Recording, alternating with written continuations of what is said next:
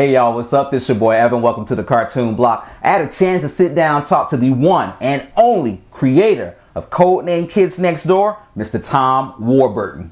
Get back here in a few seconds and check out the interview.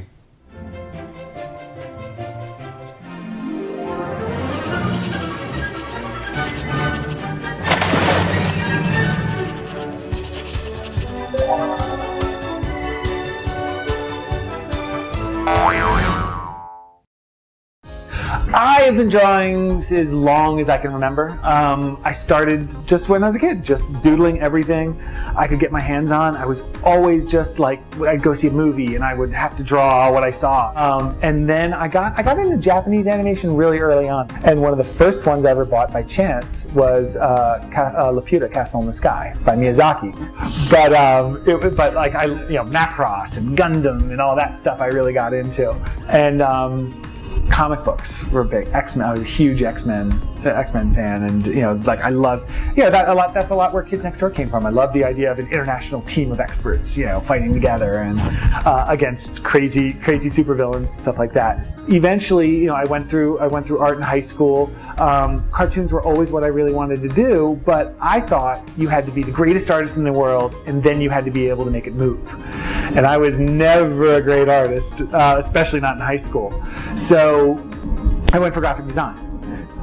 But about halfway through, I realized I didn't like graphic design.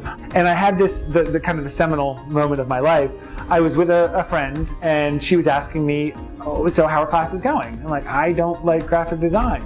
So she said, "What is the job that you would laugh at people paying you to do?"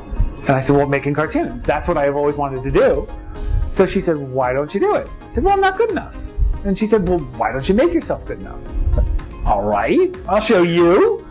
And then once I graduated, I took the Animation Magazine had their industry guide, and I looked at all the places that were in New York, and I would occasionally go up to New York and knock on doors. And eventually, a couple suckers at a company called Buzzco Associates hired me. I was hired at Buzzco as an intern, and I did everything from making deliveries to washing animators' coffee cups, to just cleaning up the studio afterwards, to setting up for parties. But at the same time, I was also learning in-betweening, and I was learning ink and paint, and I was getting paid to do this. So I was getting, I think at the time I was getting $200 a week, $154 after taxes. I remember that specific. I still remember that, and I only lived off of care packages my mom sent me.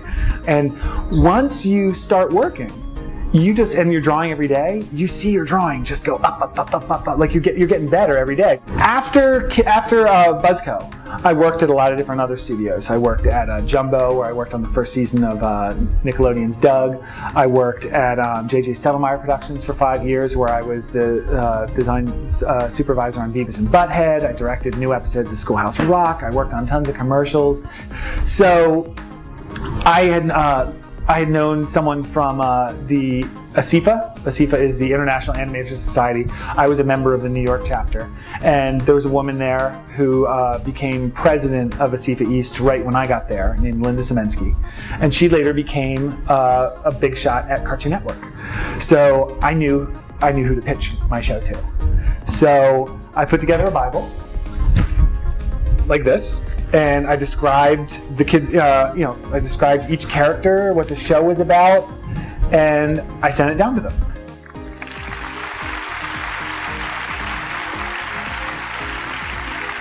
And then they flew me out to LA for 3 months. And they put me in Hanna-Barbera, and I was in the same studio as Gendy Tartakovsky and Craig McCracken. And that year, they decided they were going to let the viewers decide what was going to become a series. Because I had to find out on the air, just like everyone else, that I won. So all summer long, they're airing the episodes, and then there's one weekend where you could vote. And you could vote by phone, by email, and every time you could vote, you could only vote like two times per phone. So I would call from my cell phone, my wife's cell phone, my phone, And I put the word out to everyone. I put the word on like Pokemon message boards, vote for my cartoon. And so then the day the Big Pick weekend came, and my wife and I are sitting in front of the TV, and they said, here's the big winner. And Kids Next Door started on black, and the first sound you heard was the sound of a phone ringing. And I was like this close to the TV screen. My wife had me in a headlock, and all I needed to hear was half a beat of that phone ring. And I just put my head down on the floor, and my wife just started screaming and running back and forth, and then the phone rang just all night. Well, right now I'm working on a whole bunch of stuff. After Kids Next Door ended, I was fried. I mean, we did 6 seasons, a movie, 2 specials, and I was dead. And I did a book, and it's called 1,000 Times No. And it's based on my son Parker and all the different ways he says no. And after we did it, we did an animated version, and then someone from Nick Jr. saw it and said, hey, we want to do a longer version of this for air. So my son got to do the voice for it, and that just premiered recently, so that was a really cool thing. If you want to get in the business, first of all, realize if you really want to get into the business, it's not an easy business. It's long hours. It's not always a lot of pay. You gotta love what you're doing. If there's something else you want to do, you might want to do that, because animation is not it's not a steady job. You know, like there are dry spells. There's no guarantees. There's no job for life. So you gotta want to be in it. And all the people that are in it seem to really, they thrive off of it. So make sure this is what you really want to do. And if you want to do that, draw. Just draw all the time. Draw your own stuff. Draw other people's stuff. Like the more styles you can copy, the better. But then always have your own style. Always have your own thing you're working on that's yours. Because one day you're gonna want to pitch your own stuff. You're gonna want to have your own identity. And the way to do that is, people always say, where do you get your ideas?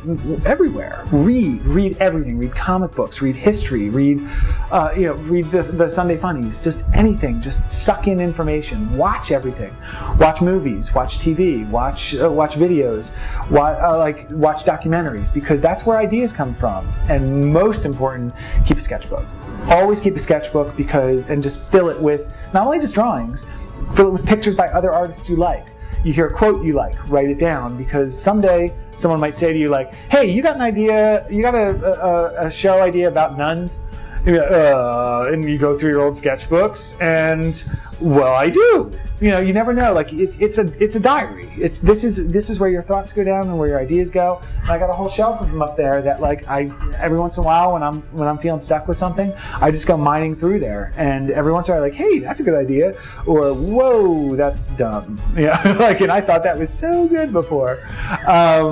Keep that diary of stuff, because that's going to serve you well later. And that's where a character design can come from. That's where just a quote for if you're writing a script later on, that's where something, where a little nugget for a scene or a sequence can come from. So always just be sucking in information every chance you get.